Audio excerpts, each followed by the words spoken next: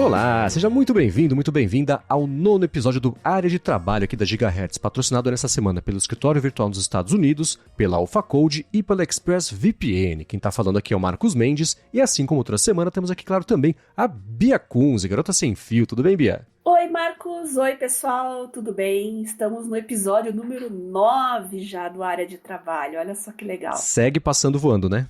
Voando, e o feedback agora tá bombando. Como eu falei no último episódio, eu uso mais o Telegram e o Twitter, tá tudo bem organizadinho aqui.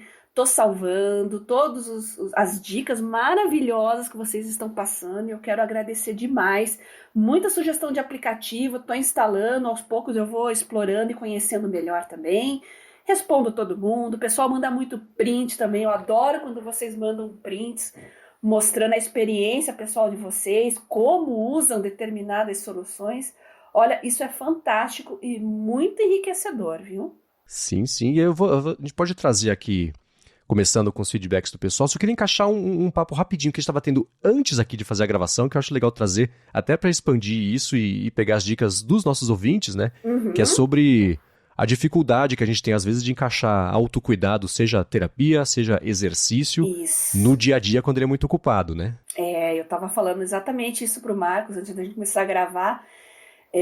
Eu tô com uma certa ansiedade, assim, porque, eu fiquei muito tempo doente, então eu tenho um desespero atualmente por ser produtiva, né? Por causa do excesso de tempo parado e doente, e quando o teu tratamento de saúde toma todo o seu tempo, parece que tudo fica para trás, né? Uhum. E eu tô negligenciando a academia. Eu não voltei ainda a dirigir. Eu, infelizmente, não posso. Eu não tô com a coordenação motora boa. Eu não tô com força na mão esquerda. E eu preciso voltar a fazer academia. Fiz fisioterapia, passei por todo o processo certinho. Mas tá difícil achar um horário que eu consiga encaixar com os meus níveis de energia, com as minhas demandas. E como eu falei pro Marcos e tô compartilhando aqui com vocês, talvez eu consiga fazer isso na hora do almoço. Não é o horário ideal, assim, mas acho que é um horário que eu me sentiria menos culpada. O que vocês acham? Né? Eu acho que para encaixar coisas no meu dia a dia, por exemplo, eu tendo a recorrer a acordar mais cedo. Mas, por exemplo, se o seu dia a dia já não te deixa nem acordar mais cedo ainda, senão você não iria dormir no dia anterior, né? Poder encaixar tudo, aí vira um problema mesmo. E é dificuldade de ou você abrir mão de alguma coisa, às vezes é isso, né? De, sei lá, você faz consultas, abrir mão de algumas consultas para encaixar uma coisa que você precisa fazer nesse dia a dia, ou abrir mão do almoço, no horário de almoço. Muita gente resolve muita coisa no horário de almoço, né? Vai pagar uma conta na lotérica no almoço, é uma fila na certa, né? Todo mundo faz isso. Né? É verdade. No meu caso, final da tarde eu tô muito cansada, né? Minha mente já tá em outro planeta.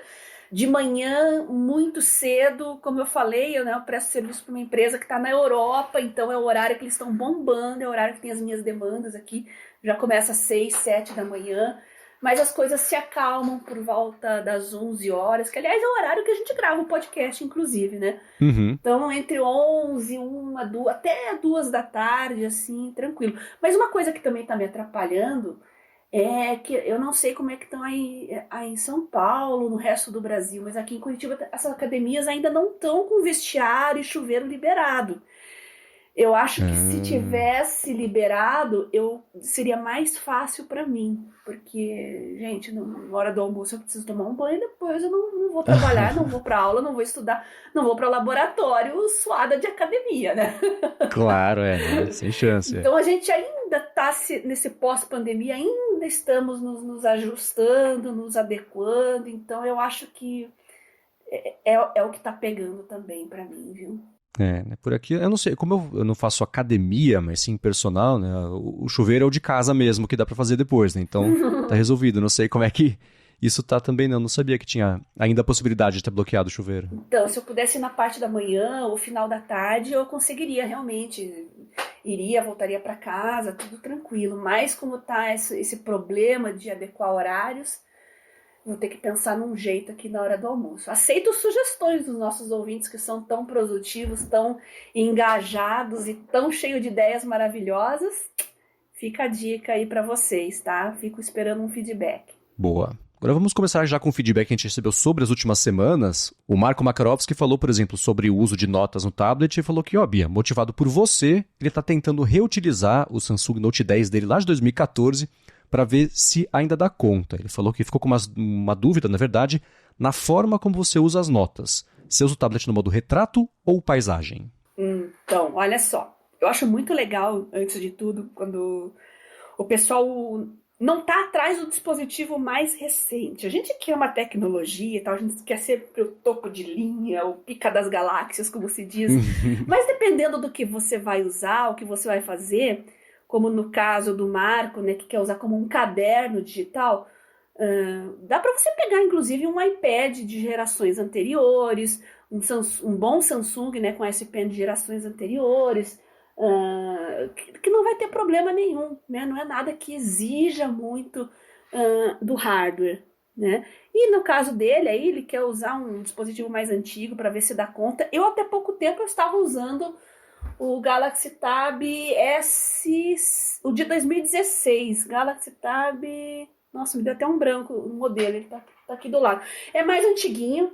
Tá funcionando, tá aqui do meu lado. Às vezes eu fico com 2 tablets, assim, porque daí eu consigo escrever nos 2, né? Mas você não precisa ter o mais top de linha, o mais maravilhoso. Às vezes um dispositivo antigo, né, vai te trazer um custo-benefício melhor. E sobre usar o tablet no modo retrato ou paisagem, olha, 90% do tempo é no modo paisagem. Inclusive o modelo que eu uso atualmente, que é o S7, você olha no aparelho, assim, ele é configurado para você usar mais no modo paisagem mesmo, ao contrário do meu anterior.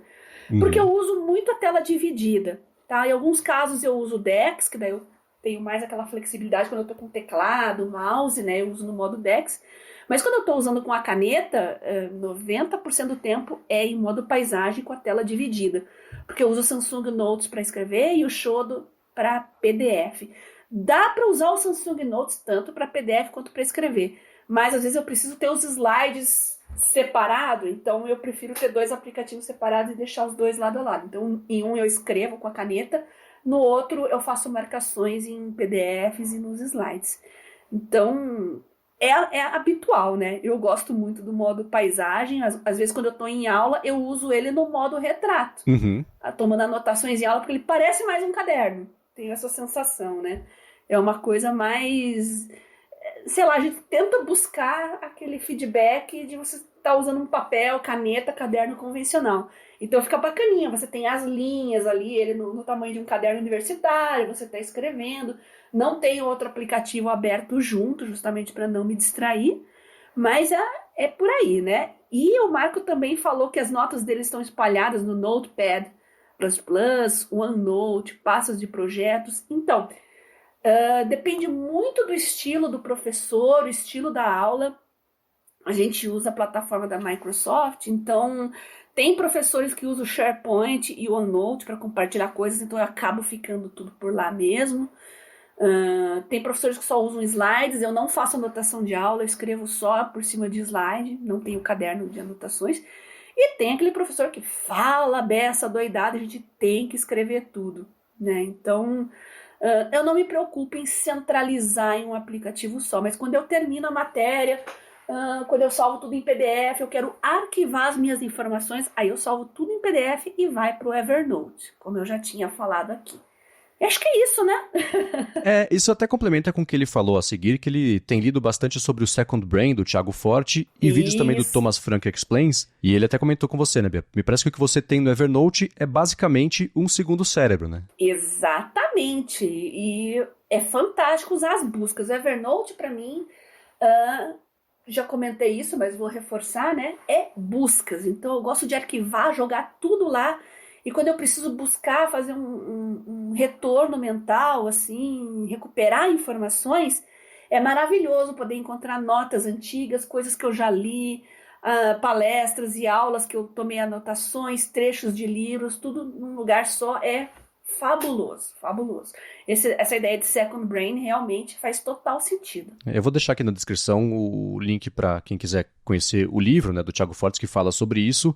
essencialmente, acho que livro de conceito de produtividade não é spoiler, né? Se eu falar sobre o que acontece, mas essencialmente é você usar as ferramentas e se organizar para ter acesso a informações que você não tem que ficar mais guardando só na sua cabeça, porque hoje o acesso à informação está muito mais fácil, não só de internet, mas de catalogar as coisas. Como você disse, por exemplo, a busca do Evernote.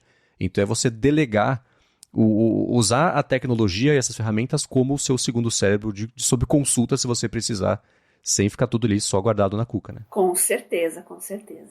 Continuando aqui o follow-up dos nossos ouvintes, a gente teve aquele papo dos algoritmos de recomendação das redes sociais, né?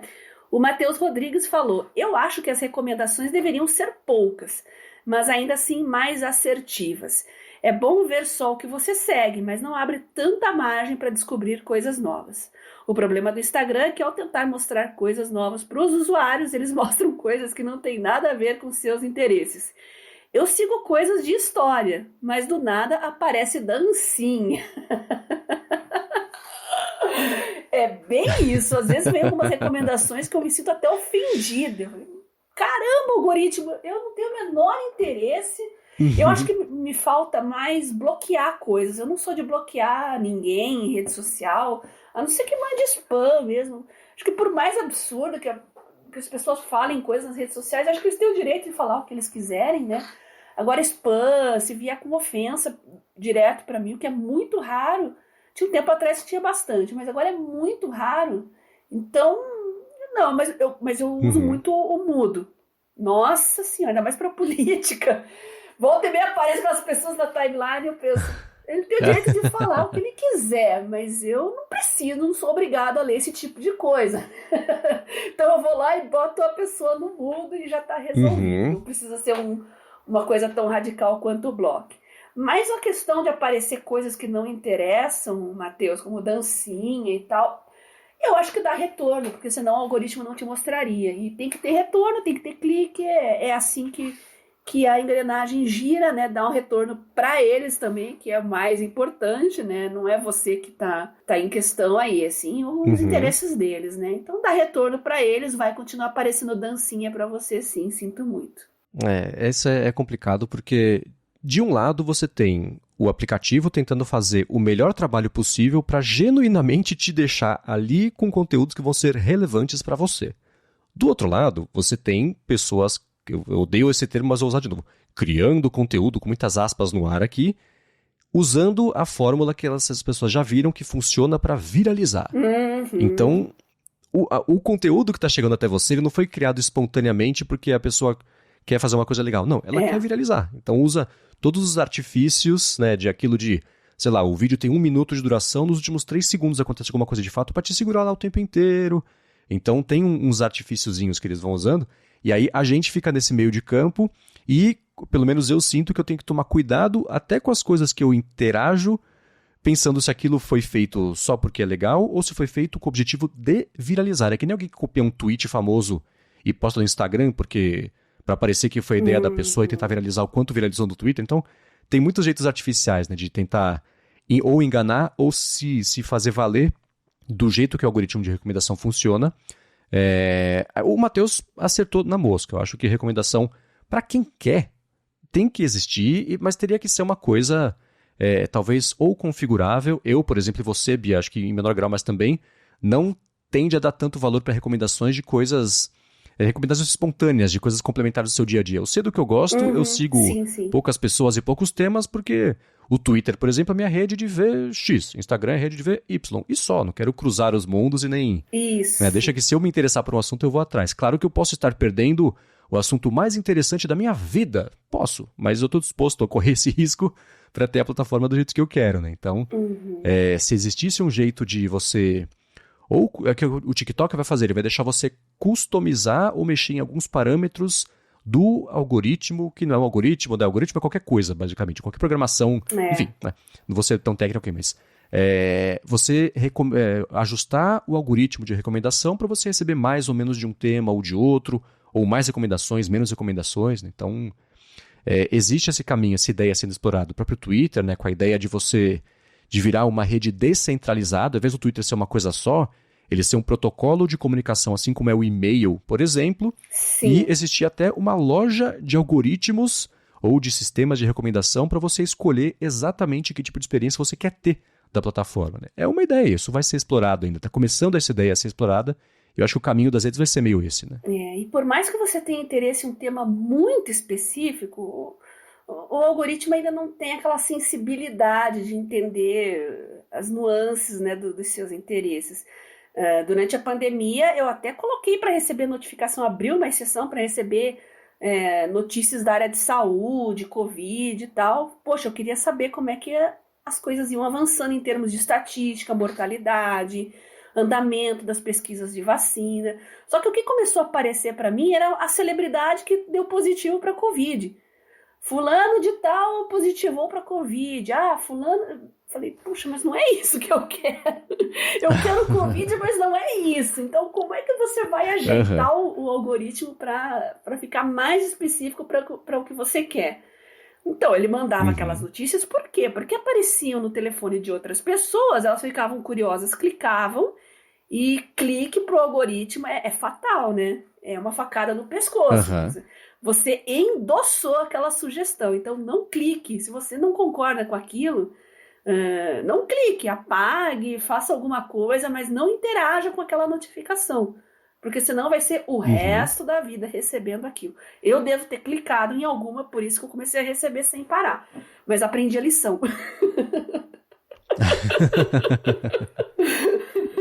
Né? E aí volta a isso, né? Você tem que usar o aplicativo, mas sempre com um pedaço do cérebro dedicado a ver se que sinal que você está mandando pro aplicativo que ele está achando que está entendendo que você quer receber. Então, tá difícil usar, né? Uma coisa que funcionou para mim foi criar um segundo Gmail para estudos. No caso do YouTube, que é uma coisa que eu uso muito, porque o professor posta muito aula, tem canais de ciência, né, que são bastante interessantes, que tem aulas e tal, né? Mas é aquele negócio, como eu também gosto de tecnologia, gosto de cinema, gosto de outras coisas, era sempre uma bagunça. Quando eu criei um segundo Gmail, né, só para estudos, ficou bacana, porque melhorou muito assim, a relevância das sugestões, eu me distraio menos, porque eu fico com a minha mente mais focada dentro do que tem que ser. Vou lá nas recomendações, vejo coisas novas e são sempre coisas interessantes. Mas é aquilo, não clique em nada que ele sugerir que não seja do escopo daquele interesse. Mesmo que você ache interessante, mas para ver outra hora, um outro assunto, não clique. Você tem que deixar o algoritmo bem ajeitadinho para você, que aí sua vida vai ser mais pacífica, viu? Isso aí. Agora, seguindo com o follow-up, o Matheus Rodrigues também perguntou para você especificamente, Bia, o papo que a gente teve, que você trouxe, na verdade, na semana passada, sobre as pessoas que estudaram para o vestibular usando o telefone, ele pediu para você falar um pouquinho mais sobre isso, sobre métodos, aplicativos, o processo e tudo mais. Então, vou passar para vocês as exatas informações que eu passei para o Matheus, tá? Eu falei para ele que tem várias comunidades de estudos, principalmente no Instagram e no YouTube, né? Pessoas que compartilham apostilas, material de estudo em PDF, listas de exercícios, provas antigas, né? O YouTube também tem muitos canais de professores que explicam os assuntos, né, de Enem, vestibular, sempre de forma bem completa, bem didática e muita coisa de graça, tá? Na época que eu estudei, eu usei 2 plataformas, que era o Biologia Total, que na época só tinha Biologia, Física e Química, que era o que eu precisava praticar mais mesmo, né? E a do professor Ferreto para matemática. Olha, cada uma custava um lanche do McDonald's por mês, para vocês terem ideia. Não é muita coisa, tá? É uma coisa muito mais acessível que um cursinho tradicional, por isso que eu falo que hoje está muito mais democratizado o acesso a universidades, concursos públicos, justamente por causa da internet e por causa dessa abundância de conteúdos que tem. Tem que saber filtrar, porque a abundância de conteúdos nas redes, é o que eu sempre falo, é uma bênção e é uma maldição ao mesmo tempo, né? Mas a vantagem dessas plataformas pagas é que eles montam um plano de estudo personalizado e toda semana enviam esse conteúdo bem certinho para você estudar naquela semana. Mandam os vídeos, né, as videoaulas, mandam o material complementar em PDF, mandam os exercícios para você fazer. E você tem que ser organizado, tem que ser diligente ali e seguir aquilo lá. Para mim deu super certo, eu estava doente, eu estava hospitalizada.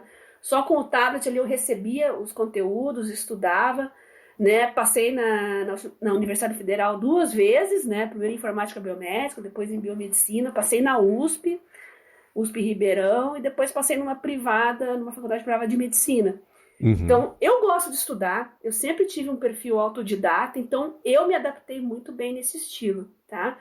E nesse processo eu fui conhecendo várias pessoas mais velhas também que tinham o desejo de estudar, fazer uma faculdade, não tiveram essa oportunidade antes, e eu comecei a ajudar essas pessoas, dando dicas, né? Algumas pessoas...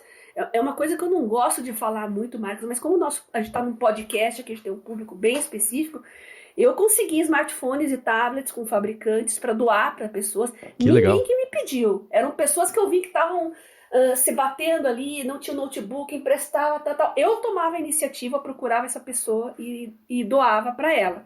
Né? Pessoas que não tinham condição de comprar e tal. Então, é bacana. E quando a pessoa recebe esse impulso, assim... E os mais novos, assim, eu doei muito material escolar, muito. Canetinha, caderno, fichário, assim, para um adolescente. Nossa, parece que a pessoa encontra uma motivação, assim. Hoje estão se formando, tem pessoas que estão entrando para o mercado de TI, gente que eu conheci com 14, 15 anos, que agora está com quase 30 e que me manda feedback até hoje de como progrediu. Nossa, isso é o melhor retorno que a gente pode ter, né? Então, estudar online é fantástico, não só para quem vem de um ensino básico ruim, mas também para quem já é mais velho, trabalha, tem família, né? Porque permite você estudar em qualquer hora, em qualquer lugar, né? Você monta a sua rotina e você se adapta.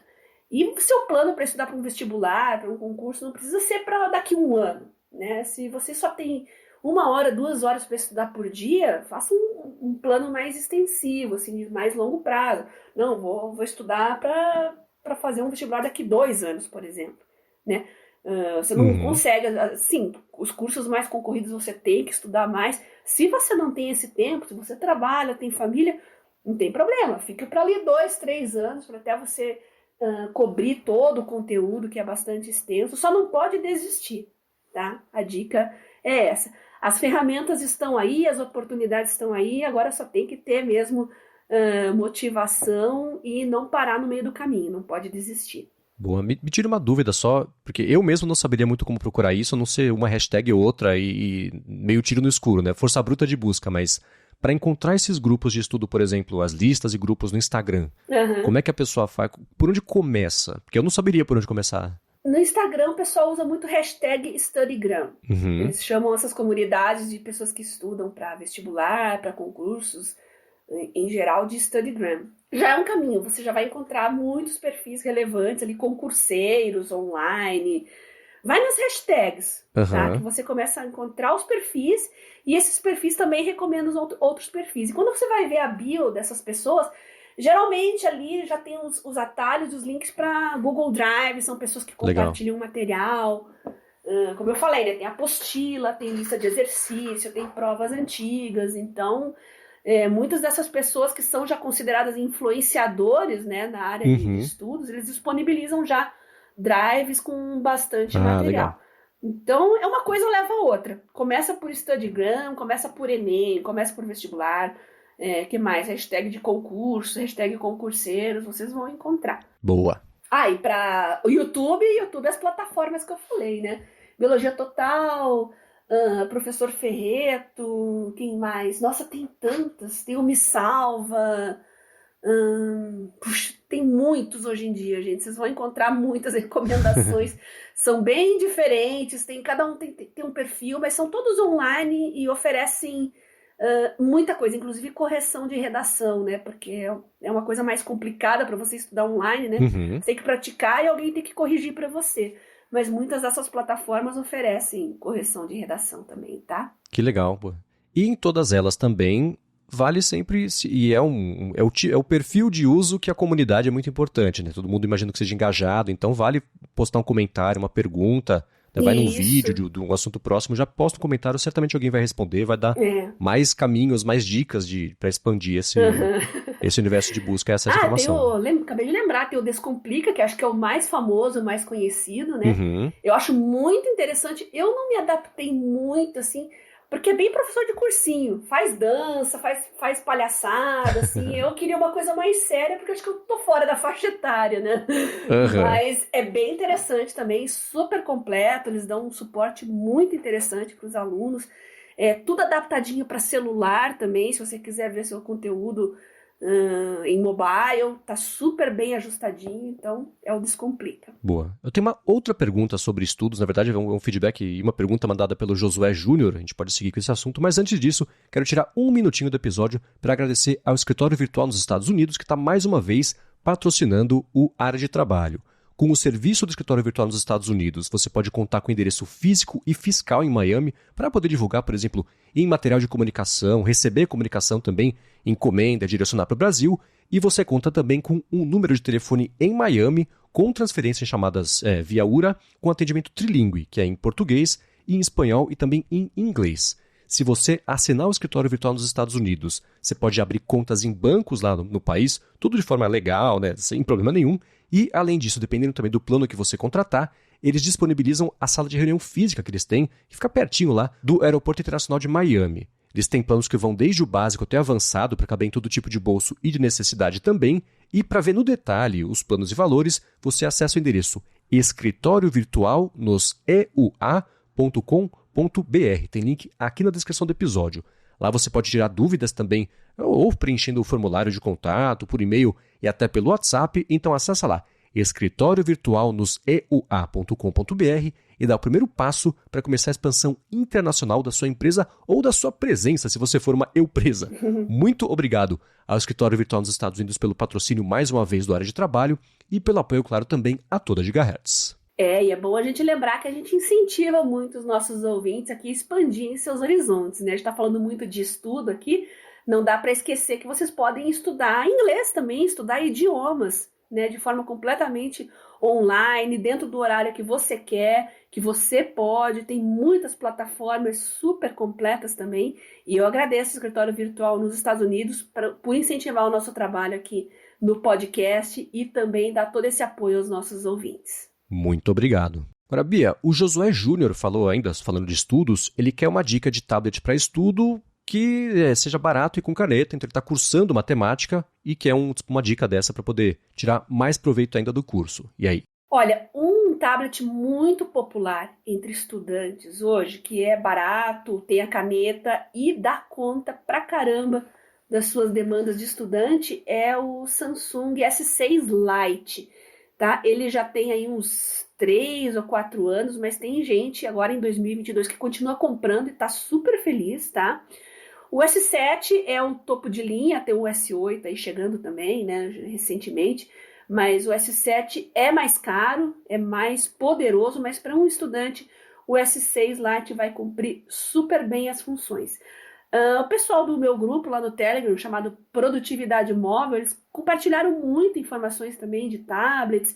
E um outro tablet que tem um feedback muito interessante dos usuários e muitos elogios é da Xiaomi, o Mi Pad 5, tá? Apesar de ele ter uma caneta recarregável, diferente da Samsung, né, que não precisa carregar, o pessoal elogia pra caramba esse tablet. E se você gosta do ecossistema da Apple, já está meio inserido nisso, por que não pegar um iPad mais antiguinho, né? Algum que tenha suporte à caneta. Tem vários modelos, tamanho menor, tamanho maior. Então, vai dar super conta. O iPad é um dispositivo que tem uma longevidade legal e muita gente vai fazendo upgrade de dispositivo, acaba vendendo os seus mais antigos e você consegue comprar por um preço interessante. Eu não gosto muito só da primeira geração da Apple Pencil. Eu acho a segunda geração bem melhor, tem uma autonomia melhor, para carregar é mais fácil também. Esse negócio de você tá numa aula, tá estudando e a caneta ficar sem bateria é o ó do borogodó. Tudo bem que é só você desrosquear, encaixar ali, né? Mas o de segunda geração você coloca ali, gruda ele na lateral. Mas mesmo assim, é uma coisa que me incomodaria muito se eu estivesse usando um iPad, né? Eu uso o S7 da Samsung atualmente. Tô super feliz. Eu tenho várias canetas aqui de várias gerações, todas funcionam super bem com os meus 2 tablets. E só que realmente, para quem quer um iPad, eu recomendo fortemente pegar a segunda geração, tá? E tablet para estudos, como eu falei, S6 Lite da Samsung, você acha por menos de R$2.000, aí 1.800, 1.900, dá uma pesquisadinha e você pega um 0 km e vai atender super bem, independente do curso e o que você estude. Boa. Sobre o iPad, uma informação importante. O modelo, hoje em dia, todos os modelos têm compatibilidade com o Apple Pencil. O iPad básico, a gente chama de iPad Boy lá no ADT, o iPad mais basicão, ele só é compatível com o Apple Pencil de primeira geração, esse que você não gosta, porque é o carregamento ali na entrada Lightning. Uhum. Da sexta geração do iPad em diante, ele tá acho que na nona, então o iPad de 2018 pra frente, você consegue usar. E aí o Apple Pencil de segunda geração, aí tem Mini, Aero, Pro, os mais recentes, de uns 2, 3 anos pra cá, e também funciona, que você carrega por indução, né? Por magnetismo ali na lateral dele. Informação importante. Eu acho a caneta a Pencil, né, da Apple, ela é fantástica para design, para arte. Agora, para escrever mesmo, eu acho que ela cansa um pouco, ela é pesada, ela não é muito ergonômica. Poderia melhorar isso. Tem alternativas aí no mercado, né? Confesso para vocês que eu nunca experimentei nenhuma dessas Apple Pencils alternativas, até porque eu não tenho iPad, né? Já tive, mas não uso no momento. Então, eu não saberia dizer se dessas opções, essas alternativas mais em conta, teria alguma que vale a pena. Então, mais uma vez, eu e o Marcos contamos com vocês, ouvintes, aí para dar sugestões de canetas aí compatíveis com o iPad e que sejam opções interessantes, porque a Apple Pencil é bem carinha também, né? Quanto tá? Tá $99 ainda? Não lembro de cabeça, mas faz sentido ser. Não é barato. Aqui no Brasil, por exemplo, o preço da segunda geração é R$1.500 e o de primeira geração R$1.140. Pela diferença de preço, melhor a segunda, desde que você tenha o aparelho compatível, sem dúvida. Quanto aos da Samsung, todos os que suportam caneta já vêm com a caneta. Se você comprar um dispositivo mais barato da Samsung, que não vem caneta junto, não adianta comprar caneta separado, que não vai funcionar. Tá? O hardware tem que estar pronto para aceitar a caneta. O hardware, a tela é diferente, então não adianta pegar a S Pen de outro aparelho e tentar usar com o modelo da Samsung, que não é compatível, tá? Mas sem dúvida já é um grande diferencial você comprar o tablet e a caneta já está acompanhando, né? É o caso do S6 Lite. Uma dica que eu vou dar para quem não quiser esperar até a semana que vem, para as dicas que eu tenho certeza que vão ser valiosas dos ouvintes sobre alternativas do Apple Pencil, são as canetas Adonit. Isso. Que elas parecem já uma caneta mais tradicional mesmo, feita para escrever e não para fazer anotações rápidas ou desenho mesmo, como você disse. Tem uma que tem uma bolinha diferente na frente, um acrílico redondinho assim, que acho que é a Adonit Peak, não, é a Adonit Pro. Mas enfim, eu vou deixar aqui na descrição também um link com algumas outras alternativas feitas pelo Creative Blog. Outras opções aí pra galera que quiser explorar. Perfeito. Vamos lá, um penúltimo, na verdade, feedback aqui é que o Samuel Costa, ele mandou pra gente e perguntou pra Bia se você já teve experiência com o Microsoft Viva, que a gente tava falando sobre motivação, bem-estar e trabalho, isso tudo sendo um mesmo assunto, como de fato é. Ele quer saber se você já teve contato, se conhece o Microsoft Viva. Então, eu conheço, mas eu não tenho muito contato. Dos meus objetivos de estudo também é me aprofundar mais nessas plataformas, tanto da Apple como Samsung Health, Microsoft Viva, né? Só que agora, no momento, eu estou mais focada na parte de biológicas, eu deixei a parte de bioinformática, programação, um pouquinho de lado para me aprofundar mais na parte de laboratório, até por causa de pandemia também, né? Mas eu tenho muito interesse, quero conhecer mais. Mas no momento eu não tenho muita informação para te passar, não, viu, Samuel? Esse Microsoft Viva, eles têm um conceito muito bacana que é uma ideia de... Ele é feito para empresas implementarem isso como parte da oferta de produtos Microsoft para os funcionários, que tem um foco em bem-estar e também em insights, aprendizagem, né, capacitação até dos funcionários, esbarra até no que a gente comentou sobre certificação na semana passada, só que esse é específico para a galera que já trabalha numa empresa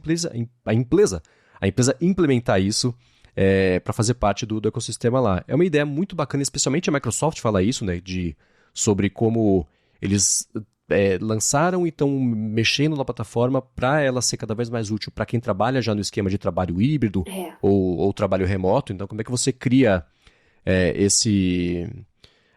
ou a cultura mesmo da empresa, toda a parte de motivação que a gente falou na semana passada, que é importantíssima, para trabalho remoto, dentro dessa plataforma de aprendizagem e capacitação e insight e tudo mais.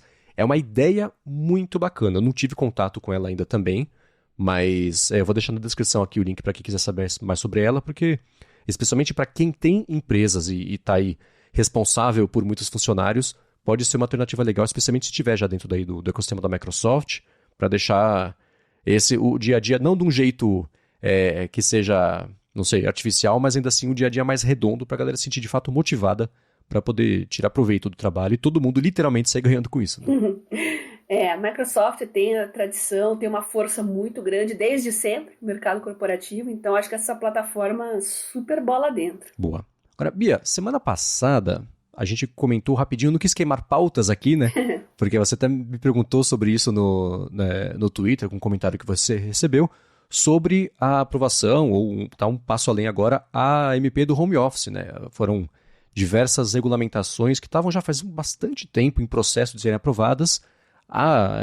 Essa medida passou por mais uma etapa regulatória e eu vou deixar aqui também na descrição o link para quem quiser se aprofundar sobre isso, mas ela basicamente ela oficializa o home office, que é classificado como teletrabalho aqui na lei, de um jeito permanente e abre, a matéria diz, né, a possibilidade de adoção definitiva do modelo híbrido e também a adoção do esquema de trabalho por produção, e não só por jornada de trabalho. Sim, né? sim. Então, ela regulamenta o home office como um método legítimo e oficial e normal de trabalho, sem a necessidade da pessoa que está trabalhando no home office, mesmo sendo CLT, bater ponto, né, cobrir a carga horária, e pode ser combinado, por exemplo, esse esquema de produção ou de projeto, que é isso que veio o questionamento que a gente pode comentar daqui a pouquinho. Né? Uma coisa que foi aprovada junto também e que eu vi as críticas a respeito por exemplo, e-mail, responder mensagem, coisa assim. Quem está no home office e receber isso, precisa lidar com isso,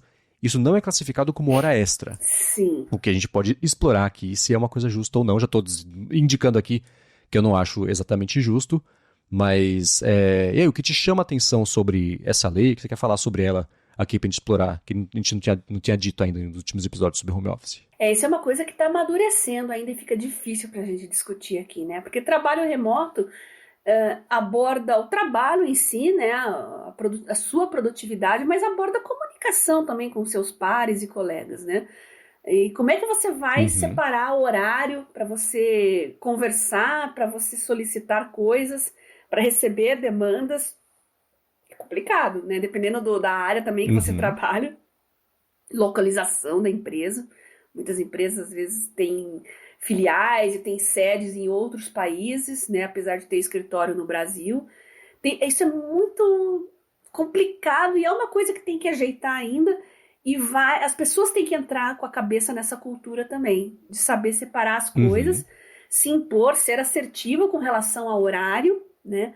Então vai muito do aprendizado das pessoas, a gente vai dar muita cabeçada ainda com relação a isso, né? Legalmente falando também vai dar muito problema ainda para discutir isso, e infelizmente eu acho que é uma cultura que só vai ser cultivada com o passar do tempo. As pessoas vão aprender a usar, como tudo em tecnologia, né? Precisa de tempo, as pessoas se habituar a esse esquema novo, para poder levar de uma forma mais leve, né? Não se pressionar tanto. É complicado, aquele CLT no Brasil também é cheio muito de regras, até horário para almoço, assim, detalhezinhos que eu acho que não deveria ter, né? Então aqui é tudo muito detalhado, muito excesso de normas, muito burocratizado. Vamos ver se agora com essa flexibilização aí abre margem para outras discussões e deixar essa discussão um pouco mais aberta e deixar as pessoas escolherem mais a forma como querem trabalhar. Né? Mais um contato pessoal mesmo, entre patrão e empregado. Vamos fazer assim, vamos estar de acordo, beleza, vamos em frente. Então, isso é uma coisa que tem que cultivar ainda, é complicado. E você, Marcos, o que você acha a respeito disso? Eu vou puxar, na verdade, a crítica que foi em cima do seu comentário no Twitter, a conta é o I'm Not a Morning Person, que falou que só pensou no seguinte: quem trabalha por aí, como está definido na medida provisória, produção ou tarefa não tem controle de horas e trabalha o quanto quiser. Legal. Aí a pessoa disse, eu uso isso, mas isso abre muita brecha para o chefe atolar o funcionário de demanda, cobrar e depois a pessoa ter que trabalhar 16 horas por dia. Concordo que abre essa brecha, né? Por outro lado, e o que eu comentei, que eu falei que ia expandir no episódio é o seguinte, isso já acontece, né? Os maus empregadores já existem com ou sem a existência da lei. Especialmente nesse caso em que tudo sobre teletrabalho, né, como está definido aqui na lei, estava meio numa zona cinza por não ter regulamentação, existia muito mais brecha, eu acho, para não ser ilegal se aproveitar ou de uma ingenuidade ou de uma força, de um poder hierárquico que um chefe tenha em cima de um funcionário para ter abusos. A gente sabe que acontecem abusos de trabalho, né? Então, eu acho que aprovar uma lei, por mais que ela não seja perfeita e nenhuma lei nunca vai ser, é um passo certo na direção de, pelo menos, você regulamentar o que significa trabalhar a partir de casa.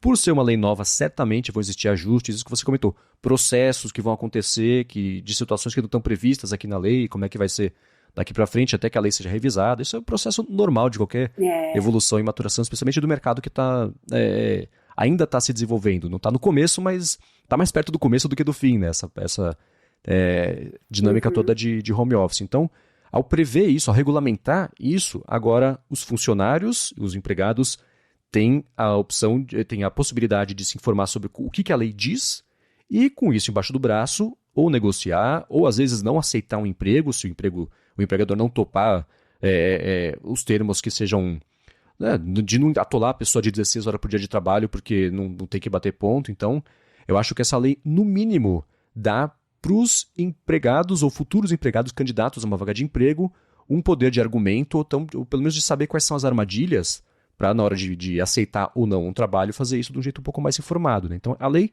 não é perfeita, claro, mas eu acho que a intenção está apontando na direção certa e maus empregadores sempre vão existir. Empregadores predatoriais sempre vão existir. A gente tem que sempre ficar ligado com isso e qualquer regulamentação.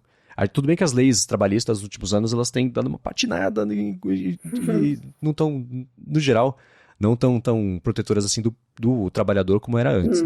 E aí é uma questão filosófica que a gente pode entrar no outro episódio, que eu não quero tocar nisso aqui agora. Exato. Mas ainda assim eu vejo com bons olhos a intenção disso, de regulamentar uma área nova antes da regra virar vale tudo, porque aí geralmente é o funcionário, o trabalhador que acaba sendo prejudicado, né? E pra gente sair um pouco desse negócio de home office, TI, é só dar uma olhadinha aí no setor de alimentação, hotelaria, que eles têm esses mesmos BOs aí de excesso de trabalho, viu? Então, já tem muita encrenca trabalhista por causa de excesso de horas de trabalho. Sim, né? Essa pessoa tem que...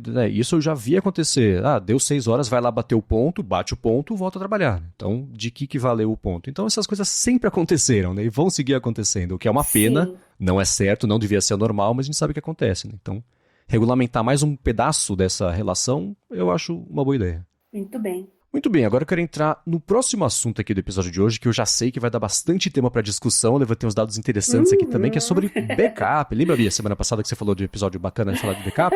Chegou!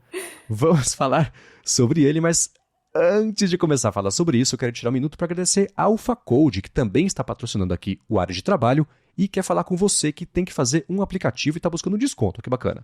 A AlphaCode é uma empresa especializada no desenvolvimento de aplicativos para empresas que querem fazer essa transformação digital. Ela fez mais de 200 aplicativos, tanto para o iOS quanto para o Android, que foram baixados já mais de 20 milhões de vezes.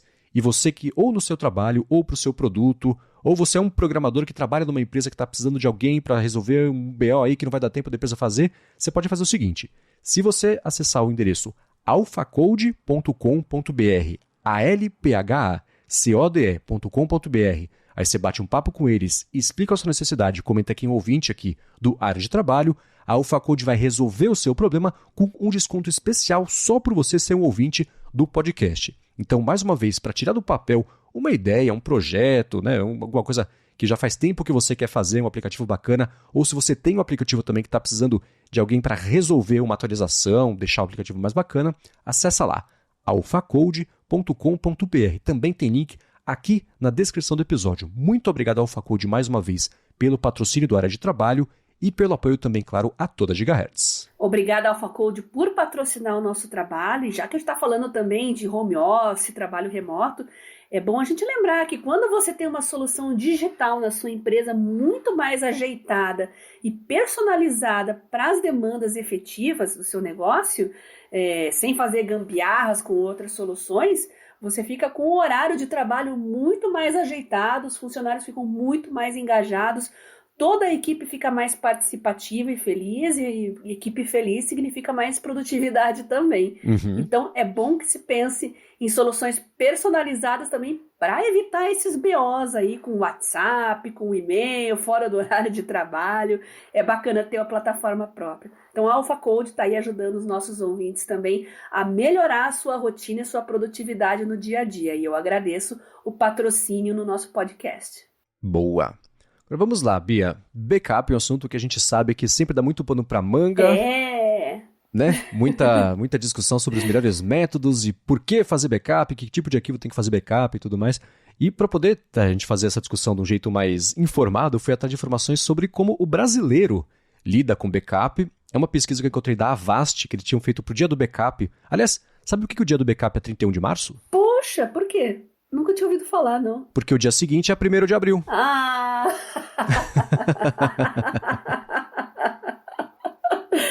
Nossa, faz sentido. Faz sentido. Então... Se bem que para Brasil, olha, falar em backup, brasileiro que não é vamos dizer assim, que não costuma fazer planos de contingência para as coisas. Não é precavido. Eu acho que o dia do backup é 30 de fevereiro.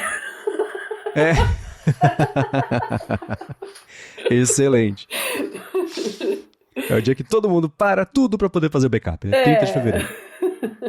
Então, eu achei aqui a pesquisa da Avast de 2020 sobre os hábitos de brasileiros para backup e eles concluíram que 51%, então a maioria dos brasileiros, não fazem backup dos dados ou de arquivos. Falei? Olha o perigo, né? Então, metade do Brasil não faz backup. 30 de fevereiro é o dia do backup.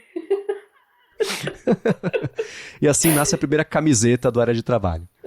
Então, eles pesquisaram, perguntaram, mas tá, e aí, brasileiro, por que você não faz o backup? E é dessa galera, 36% falou que não tem nada importante para fazer backup, o que eu não sei o que você pensa sobre isso, Bia, mas eu acho meio absurdo, né? Total. 35% estão coladinho nisso, não sabem como fazer backup dos arquivos, 23% até quer fazer, mas esquece, e 11% até quer fazer, mas falta tempo. Curioso, né? Para esse pessoal aí que fala que não tem dados ou arquivos importantes, é só esperar roubarem, perder, estragar o seu celular, seu computador. Aí você vai descobrir se tem ou não tem coisas importantes. Infelizmente, muita gente só aprende na força do ódio e da dor. Eu acho...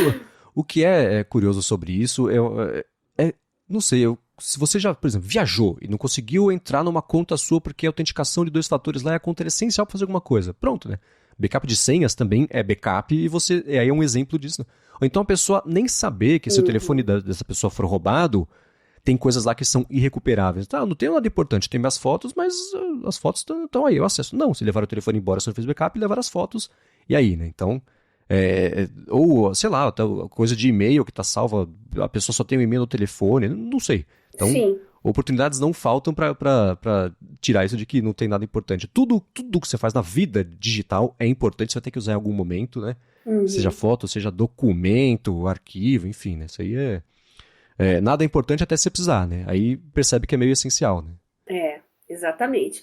E esses 36% aí, e esses 11%, na verdade, eles não conhecem soluções para se fazer backup. Acham que é um palavrão, né? Que dá muito trabalho, que tem que ter uma expertise, quando, na verdade, hoje, 2022, não é mais trabalhoso e sofrido como antigamente, né? Nós temos backup na nuvem, nós temos backup físico. A lei número 1 do backup é: se você tem um só, você não tem nenhum. E tá aí o 11 de setembro que não nos deixa mentir, né? O 11 de setembro, para quem não sabe, foi um episódio em que muitas empresas passaram a repensar a questão de backup, porque lá no tempo das Torres Gêmeas, muitas empresas tinham os seus servidores de backup na outra torre. Uhum. né? Então, a primeira torre caiu, a segunda caiu também. Então, se pensou melhor que o backup não pode estar tão perto de onde você está originalmente. Uma amiga minha eu contei essa história aqui, não sei se eu contei para você ou se eu contei no podcast. Ela estava com a mochila dela, notebook, com todos os eletrônicos, aí ela foi assaltada e foi-se o computador dela e o HD de backup foi embora junto.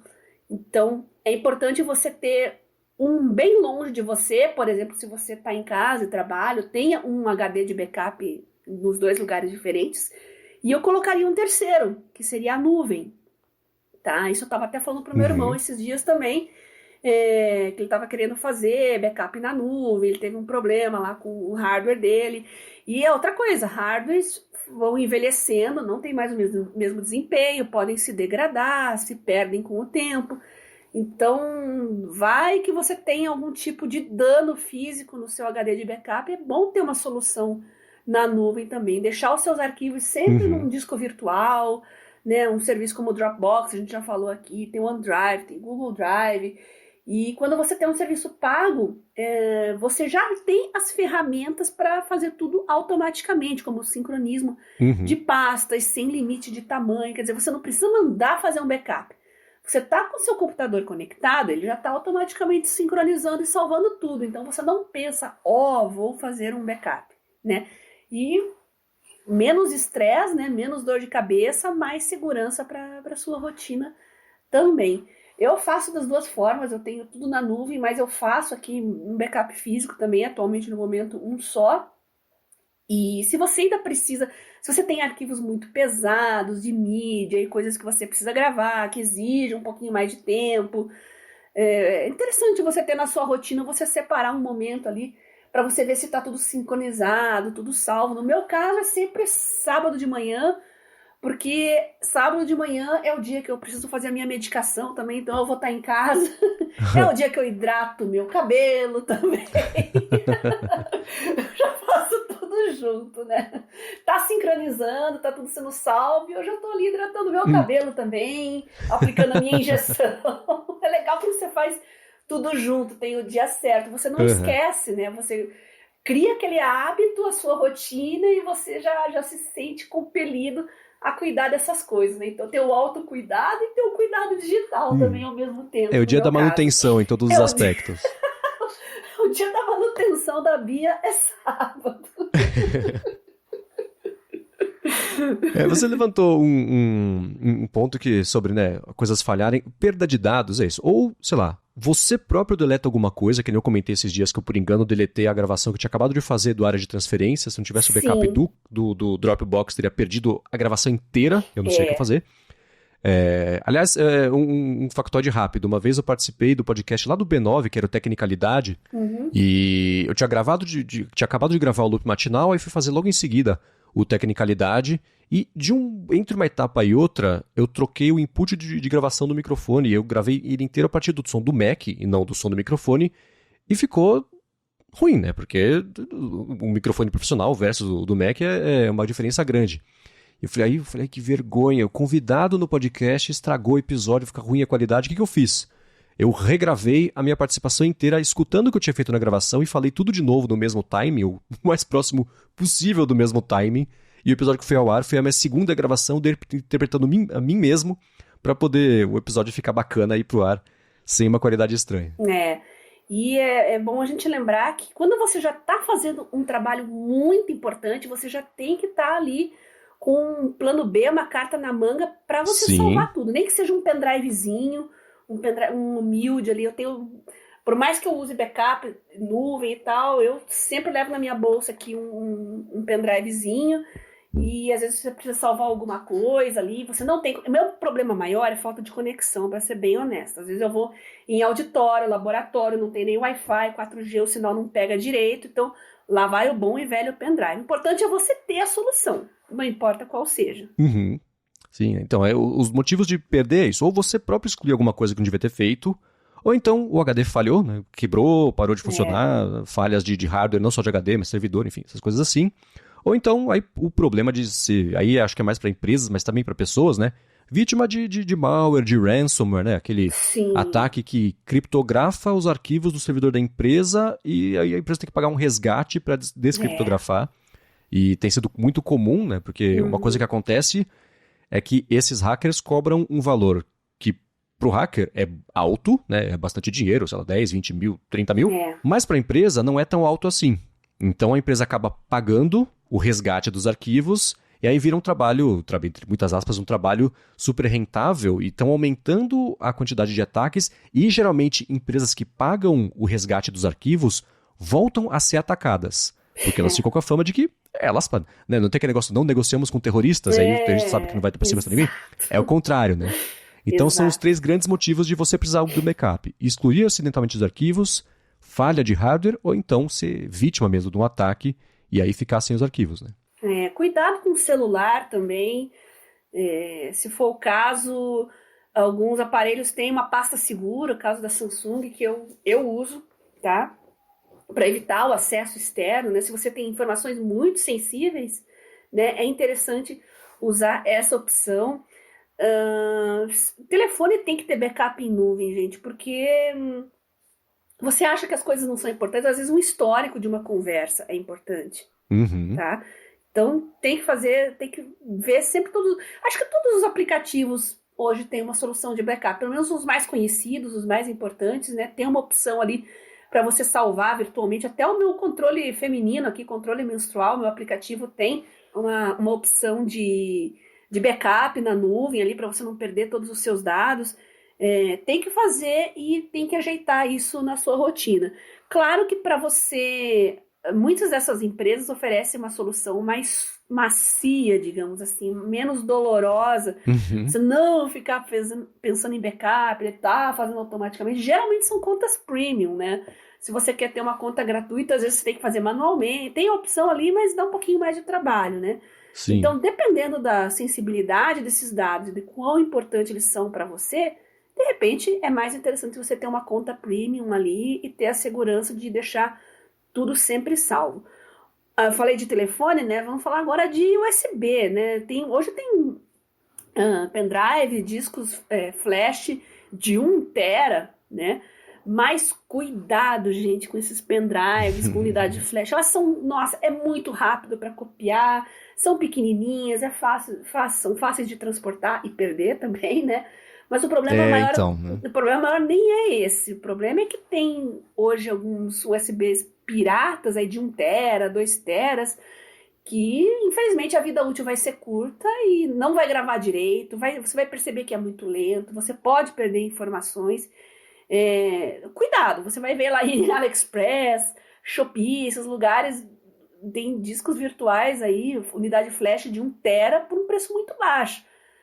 Toma cuidado, pode ser pirata, né? Veja sempre a marca, se é uma marca importante, e veja se é original. Tem uns que são muito bem copiados, assim, mas são fake. Eu não saberia separar um SanDisk, sei lá, um original de um pirata, né?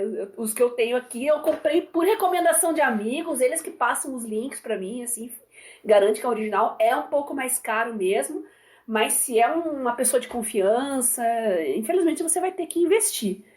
E olha, barato sempre sai caro depois. Tem esse que você falou de USB e também tem de cartão SD. O que acontece muito, né? Sei lá, vamos supor, eu não lembro os preços, mas 1 tera de armazenamento custa 400 dinheiros. Aí você acha um por 180. Aí você põe lá no computador, beleza, 1 tera, ok. O que acontece, bem essencialmente, né? Quem está vendendo assim, mexe nas informações de como é que o drive, o quanto espaço tem que aparecer para o sistema que ele tem, mas o espaço, na verdade, tem tipo 128 GB, não tem 1 tera, mas ele aparece como 1 tera. Então acontece muito isso, né? O golpe do quanto o hardware reporta de armazenamento, que na verdade não é isso que vai ter, né? Então tem mais isso para se atentar, né? Quando você usa pela primeira vez, unidade flash tem que ser muito rápido para copiar as coisas, né? Se tá lento, se demora pro hardware reconhecer, pode desconfiar que tem coisa errada. Sim, e é isso. Outra coisa, isso eu sempre achei arriscado, na verdade, comprar, por exemplo, um cartão SD para tirar foto de viagem e o cartão é aquele que tem, sei lá, 512, assim. As fotos todas da viagem inteira estão em um cartão, que basta ele cair torto ou sem qualquer coisa, basta nada, bater um raio cósmico ali, pronto, né? Acabou o cartão, acabou as fotos da viagem e perdeu, né? Eu prefiro viajar com mais cartões, com menos armazenamento, porque aí não é exatamente um backup, mas dilui um pouco o risco de você perder por um acidente besta todas as fotos da viagem, esquecer a máquina não sei onde, sumir a máquina, ou perder o cartão mesmo. Boa ideia. Então acho que é uma boa dica. Excelente. Agora a gente está falando sobre esses métodos, voltando para o backup, né, os métodos de backup, e nessa pesquisa mesmo da Avast, desses 49% dos brasileiros que fazem backup, a maioria salva justamente em nuvem, o que mostra que a galera que faz backup está ligada nos avanços de como é que faz para essa tecnologia funcionar. Né? Quem, por exemplo, quero fazer, mas é difícil, não tenho tempo, provavelmente parou de se informar sobre backup quando ainda era difícil mesmo, levava tempo mesmo, né? Espetar o telefone no computador, esperar uma hora para puxar tudo, né? Então... e a Apple é fantástica, né, Marcos? Eles sempre fizeram tudo muito redondinho, então, como eu falei, tem que ser uma coisa macia, não pode ser dolorida. Backup, exatamente. Então, tem que ser redondinho e a Apple faz isso muito bem.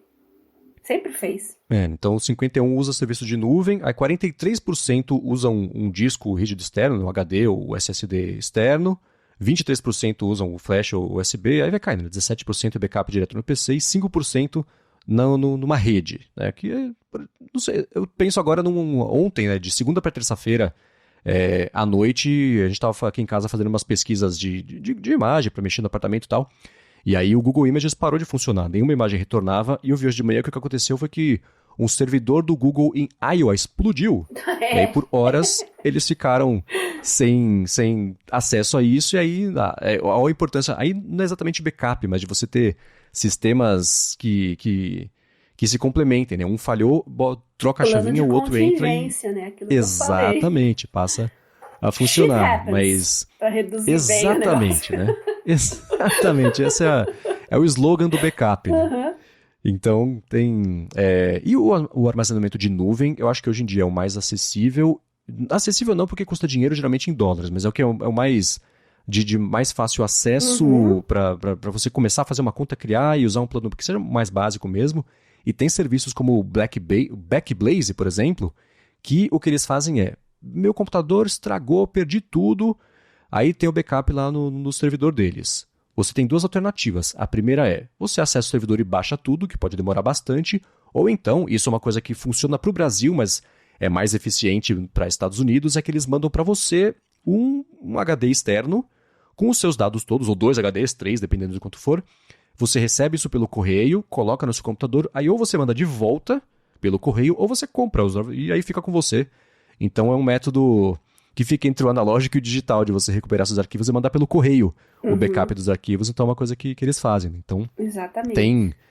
Não faltam plataformas como essa eu vou deixar aqui na descrição do episódio algumas pra galera que se interessar por isso, quiser dar mais piada, porque...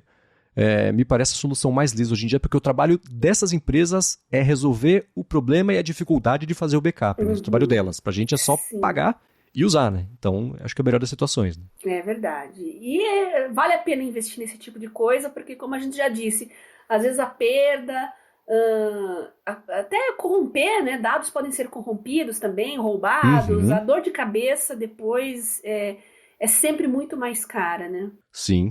E a empresa, o serviço que ela te vendeu é esse. Ela tem que deixar o seu backup do jeito certo e tem que eles terem lá coisas redundantes para o seu backup estar sempre acessível. Então, você elimina a possibilidade, faça no disco externo. O disco externo quebrou, a empresa fala, puxa, lamento, mas está no manual que isso pode acontecer, né? Para a empresa não. O motivo dela existir, o serviço que você compra dela é te dar os arquivos, né? Então é um pouco diferente, até um pouco mais garantido, né? Exato. Agora, um último ponto dessa pesquisa que a Avast fez, que você também comentou sobre você... Não adianta nada você fazer o backup e acreditar que ele está funcionando ali por 3 anos seguidos, porque a hora que você precisar, você vai descobrir que ele parou de atualizar em 2017. E aí pronto, né? Você perdeu do mesmo jeito os arquivos, acreditando que o backup estava sendo feito, né? Então, para essa galera, os brasileiros que fazem o backup, quase metade. Então, pelo menos 43% fazem pelo menos uma vez por mês. E aí é meio misturado, né? Quem faz continuamente, então com uma frequência maior que uma vez por mês é 12%, e de uma a cada 6 meses é 19%, 18%, 6 a cada 12%. E aí, menos do que anualmente, só 8%, o que eu achei meio alto ainda. Se você já faz o backup, faz o que mais uma vez por ano, né? Mas ainda assim, pelo menos tem alguma coisa ali, se perder os dados, melhor consegue que nada. recuperar tudo de janeiro, melhor do que nada, exatamente, né? É interessante que tem uma diferença do perfil do usuário de iPhone e de Android sobre como lidar com backup, né? Tem uma ligeira vantagem para o iPhone, e os usuários de iPhone são um pouquinho mais engajados, um pouquinho mais conscientes, né? Por exemplo, sobre os dados, considera os dados que são importantes ou não são importantes, né? Se faz backup, se esquece, se não tem tempo, né? Então, dos dados que não são importantes, iPhone 27% e Android 32%. O usuário de Android tende a ser ligeiramente mais relapso. Que não sabe, 32% do iPhone contra 30% do Android. Que esquece, 32% iPhone e 23% Android. Sem tempo, iPhone 14% e Android 11%. Então, como eu falei também, eu acho que a Apple é mais redonda nessa questão de você ter os backups e tudo salvo. A pessoa, quando começa a usar o dispositivo, parece que ela já tem ali a informação que ela tem uma segurança, que tem um retorno. E tem aquela história também da Apple de um tempo atrás, de não fornecer os dados para investigação. Deu uma polêmica muito grande. Mas, claro, a repercussão mesmo desse assunto acabou deixando as pessoas mais seguras sobre o salvamento do que fica ali no seu telefone e o acesso não autorizado por parte de outras pessoas também. É a fama, né? Deita na cama, faz a fama, aquele ditado lá que a gente conhece. E a diferença que está nessa pesquisa da Avast, eles falam assim, tanto no iPhone quanto no Android, 60% fazem backup. O que diferencia um pouquinho de quem não faz, né? Por exemplo, eles falaram disso de que a conclusão da Avast foi que os usuários de Android tendem a valorizar um pouco menos os próprios dados por acharem que eles não são importantes versus 27% ali do que está no iPhone. E isso do sistema de backup hoje em dia ser muito diferente da época do MobileMe, que foi um problema quando a Apple lançou lá atrás, né, que deu tudo errado. Hoje o iCloud ele é um MobileMe 2.0 porque eles precisaram matar a marca do MobileMe porque foi uma catástrofe. Mas assim, hoje em dia funciona direito e você pega 61% de quem faz backup no iPhone ou de usuário de iOS, e acho que deve ter entrado iPad aí também, fazem na nuvem por ser esse jeito mais liso de fazer. Né? Tudo bem que aí para a Apple a motivação é, claro, porque a gente está cobrando por isso, quanto mais liso for, mais fácil de convencer a pessoa a pagar para ter o backup com a gente, né? Então, é 61% versus 51% ali da galera que usa Android. Eu sou uma que levou umas surrinhas aí do MobileMe. Eu cheguei a assinar por um ano, eu acho, mas nossa senhora, foi complicado. Isso a Apple patinou bastante lá no começo, mas até hoje eu uso e-mail Me, por exemplo, por causa disso, criei nessa época. Eu peguei bem aquela fase que migrou do Mac.com para o MobileMe, né? Foi uma época bem complicada essa.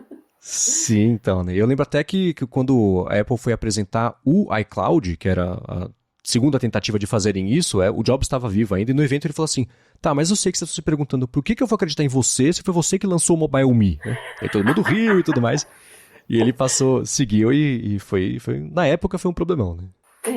Muito bem, agora falamos sobre o que os brasileiros fazem. Agora eu quero saber o que uma brasileira específica chamada Bia Kunze faz sobre os backups dela, e a gente pode falar sobre essas coisas, como é que você aplica isso no seu dia a dia, mas antes disso, vamos tirar um minutinho para agradecer o último patrocinador do episódio de hoje, que é a ExpressVPN. Com a ExpressVPN você tem duas grandes vantagens ao assinar com desconto para o seu ouvinte também da área de trabalho, que é, você navega de um jeito mais seguro, porque a sua conexão com o servidor da ExpressVPN para depois acessar a internet, os dados são criptografados, e você também pode informar para os servidores que você quer acessar de qual país você quer falar que está acessando. Né? Então, se você está no Brasil, mas quer, por exemplo, se é um conteúdo que só está disponível nos Estados Unidos, você liga a VPN, fala que está vindo dos Estados Unidos e pronto, você acessa esse conteúdo de forma criptografada no tráfego dos dados, o que é importante se você está num hotel, num shopping, no hospital, no aeroporto, na escola, sei lá, em lugares onde a segurança da rede não é exatamente o core do negócio, isso abre caminho para, especialmente se é um Wi-Fi sem a senha, né? Então abre caminho para os seus dados serem expostos aí por um mau agente que sabe o que está fazendo. Então com ExpressVPN você criptografa os seus dados e acessa a partir de servidores aí que eles têm em quase uns 100 países para falar de onde você está vindo. Para conhecer melhor a ExpressVPN, você faz o seguinte, acessa expressvpn.com/adtrabalho, também tem link aqui na descrição do episódio, que por meio desse link você tem 30 dias para testar a ExpressVPN e depois Para assinar o plano anual, você tem desconto de 3 meses. Então só vai abrir a carteira mais pro fim do ano, talvez até no ano que vem. Então acessa lá, expressvpn.com/adtrabalho. Muito obrigado, ExpressVPN, por mais uma vez estar patrocinando o podcast e também, claro, pelo apoio a toda a Gigahertz. A gente não pode esquecer que quando você está fazendo um backup em nuvem, os seus dados estão passeando em servidores por aí. Quais servidores? Aí entra a importância de você ter um bom serviço de VPN também para fazer backup. Então, obrigada ExpressVPN por patrocinar o nosso podcast, acreditar na gente aqui e oferecer uma solução bacana para os nossos ouvintes. Sim, eu lembro quando a Zoom, de plataforma de videoconferência, né, se envolveu numa polêmica enorme que eles falavam, nós temos criptografia ponta a ponta. O que isso significa, né? Eu vou resumir muito, talvez eu erre um pouquinho, mas a direção é essa. O seu dado ele é gerado, ele sai de onde ele está, ele trafega até o servidor armazenado lá, e tudo isso é criptografado. Com a Zoom não era assim. No seu computador era criptografado, no servidor deles era criptografado, mas o meio de campo não era. Então era tipo criptografia ponta e ponta, não ponta a ponta. Então nesse meio do caminho, os dados ficavam expostos a uma possível intervenção. Então, se a galera estivesse usando o ExpressVPN para se conectar, neste caso, mesmo assim, os dados não estariam sob risco. Então, excelente ponto. Você criptografar o seu backup, o meio do caminho pode ainda estar vulnerável. Então, vale a pena usar uma VPN também, né? Exatamente. Essa do ponta a ponta e ponta em ponta é pegadinha do malandro total, hein? Né? Que asterisco mais sacana. Total.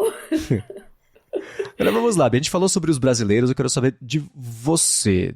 Você lida com muitas informações e muitos arquivos. O que é essencial para você do que você lida com o dia a dia de documento ou foto, sei lá? O que é essencial que você não pode perder, que você mais toma cuidado com o seu backup? Eu priorizo bastante nuvem, né? Eu uso muito plataformas em nuvem, que tem armazenamento em nuvem, então isso já te dá uma segurança. Agora, eu tenho o bom e velho HD para o meu desktop aqui, que é um Mac Mini, né, que é a plataforma da Apple. É muito redondinho também. Todo sábado eu só plugo ali, esqueço, né? Como eu disse, eu adoro o sistema da Apple desde, sei lá, 15 anos ou mais que eu uso, né? Sempre foi muito redondinho, muito macio. Não te dá dor de cabeça, você não esquenta. Agora, eu acho que quando você compra... Hoje tem HDs, né? De excelentes marcas que já trazem a solução junto para você, o que você quer copiar ou não. No meu caso, em HD eu faço tudo, porque tem softwares também, né, no Mac, que se esse HD vai para o saco, poxa, instalar um a um de novo é um parto, né? Então é importante fazer backup dos softwares também. E eu tenho também eu acho que o mais importante aqui é o SD do meu tablet, porque eu salvo muita coisa nele, né? Nem tudo está em nuvem, não é tão redondo assim o sincronismo, mas eu volta e meia tô copiando e salvando as coisas aqui no Mac também. Manualmente eu pego, tiro o SD ali, vejo, faço um backup manual, mas não é aquela preocupação de fazer toda semana. Eu faço eventualmente em fim de semestre, assim, por exemplo, antes de entrar em férias. Só para ter uma segurançazinha a mais mesmo, né? Então, basicamente é isso, e nuvem é muito legal. Minha nuvem principal hoje é da Microsoft, é o OneDrive. Ele se integra muito bem com todos os aplicativos, as soluções que eu uso no momento, inclusive da Apple, né? Aqui no desktop funciona super bem. Sincronismo de pastas é super legal. Então, essa é a minha abordagem no momento. E você prioriza algum tipo de arquivo? Sei lá, minhas fotos são mais importantes do que os documentos sei lá, do trabalho, das pesquisas, ou tudo igual? Eu priorizo mais os documentos, mas como eu falei, esse backupzão semanal já vai tudo para lá, vai software também, vai foto, vai tudo, né? Então eu me preocupo mais no dia a dia, assim, para não perder uma coisa de um dia para o outro, né? Salvo às vezes num pendrive, se eu não tenho conexão, salvo em outro lugar, às vezes eu mando do celular pro tablet, do tablet pro celular para deixar salvo fisicamente, né? Vai da importância daquele documento que eu estou trabalhando no momento, né? Mas são casos pontuais. Mas fazendo um backup maior uma vez por semana, assim, ou esse outro, como eu falei, de cartões, né, de memória de celular, de tablet, enfim, de semestre, assim, só para ter mais uma segurança, né? Geralmente são projetos que já estão arquivados, que eu já concluí, então eu só faço backup para guardar em um lugar a mais mesmo, né? Não tenho muita dor de cabeça com relação a isso, eu não fico selecionando muito o que salvar. E você faz backup de tudo também? Lembra de fazer backup de software? Acho que software o pessoal esquece um pouco, né? Então, né? Hoje, por sorte, eu acho até para resolver problemas de suporte, as próprias empresas e de software, elas têm recorrido mais a armazenar também arquivos na nuvem. Então, por exemplo, textos, eu produzo todos eles no Ulysses, que usa... você tem alternativas de backup, que é bacana. Você pode sincronizar na nuvem no iCloud, no Dropbox. Eu acho que tem suporte a servidor próprio também, mas isso não tenho certeza. Uhum. Então, eles estão salvos, os meus eu salvo no iCloud. Então, textos ficam aí. Arquivos importantes de trabalho, Dropbox. Então, tanto as coisas aqui da Gigahertz, quanto, enquanto ainda estou na agência, os textos da agência e coisas que são que eu posso... Projetos que eu estou envolvido que eu posso precisar acessar esse arquivo enquanto eu estiver na rua, ou então que eu não posso perder, e aí eu recorro justamente a essa função do Dropbox que me salvou faz umas semanas, né, de eles terem uma lixeira tanto de arquivos quanto de versionamento de arquivos, né? Eu tenho um documento que, sei lá, hoje eu ajustei, eu não tenho o backup da versão anterior na minha máquina, mas se está no Dropbox, eu tenho esse backup automático, você consegue voltar no tempo e acessar essa versão antiga, o que é ótimo para quem deleta um segmento de um documento, por exemplo, e só tinha isso nesse documento e vai precisar acessar de novo. Então, É interessante. isso é bem bacana. Eu divido, né? As fotos eu deixo no iCloud, né? Só que além de estarem no iCloud, elas também estão fisicamente, são sincronizadas fisicamente num computador que eu tenho, um outro Mac que está encostado aqui, o velhinho de guerra, que ele virou o meu servidor de backups físicos para coisas que eu não posso perder. E para mim, hoje em dia, fotos são a coisa mais valiosa que eu tenho, porque a galeria desde lá do começo, arquivos e coisas assim, como já está mais resolvido, né? E arquivos geralmente já passou também pelo e-mail, projetos profissionais que eu já encerrei, ou backups muito antigos de coisas de trabalho. Eu tenho um HDzinho externo aqui, que tem 1 tera, eu me contradizendo, né? Mas esse tem 1 tera e eu deixo armazenado lá.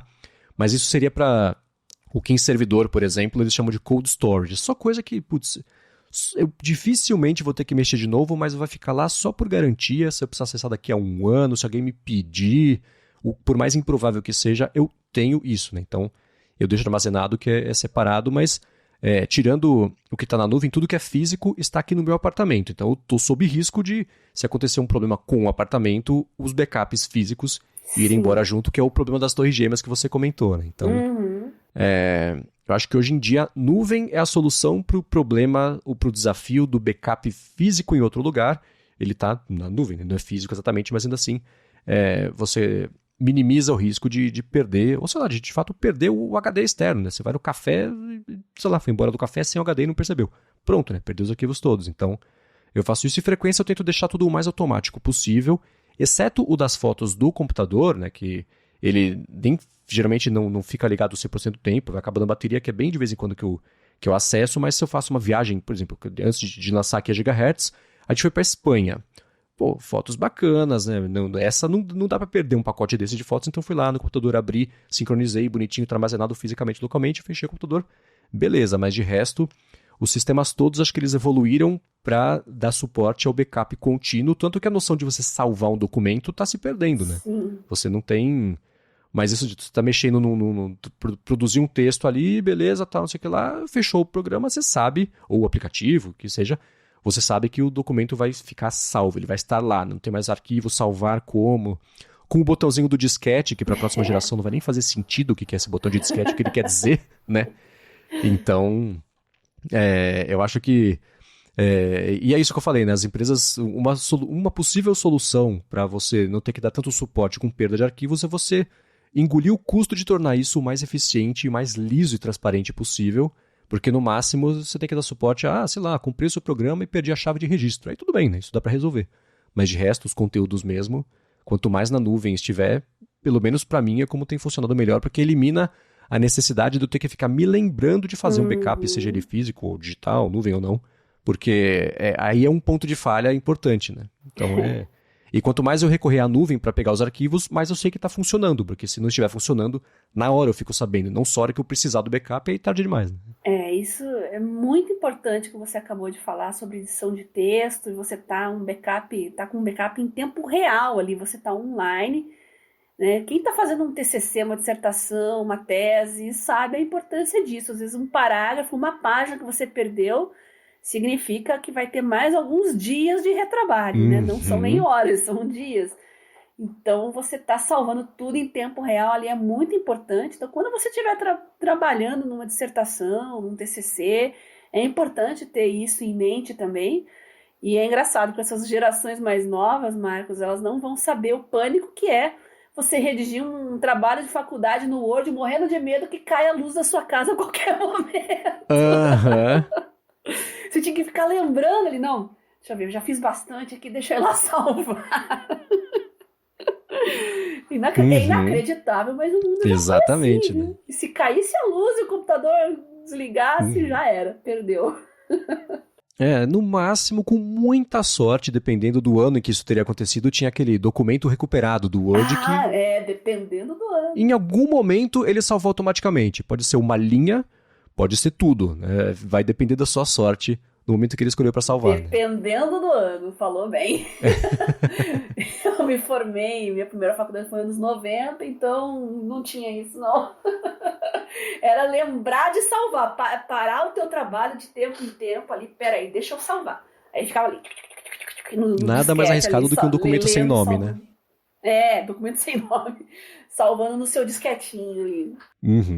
Eu lembro quando eu trabalhava com produção gráfica, audiovisual, né? Fazia muito motion no Flash, no After Effects. Foi o Flash que me treinou a cada 1 minuto, nem perceber, mas apertar lá o Ctrl S, Command S, porque tava tudo certo. O computador não tá sobrecarregado, o arquivo não tá pesado, beleza. Em alguma hora você clicava com o botão direito no objeto, pumba, fechava o flash e pronto, fechou. Tudo que você fez da última vez que você salvou até agora, perdeu, faz de novo. Né? Então, no flash era cada coisinha, salva, coisinha salva. E no After Effects, que depois que basicamente a Apple matou o flash e as produções de motion foram migradas pro After, o After era engraçado que era assim. Aparecia uma mensagem que era, escuta, eu travei. Você tem uma chance de salvar o documento. Quer? Aí você colocava sim, aí ele salvava o documento e beleza. Ele travava, fechava, voltava a se abrir e aí tava tudo lá sem perder. O que eu achava muito engraçado. Ele sabia que ia travar e te dar uma chance de salvar o documento.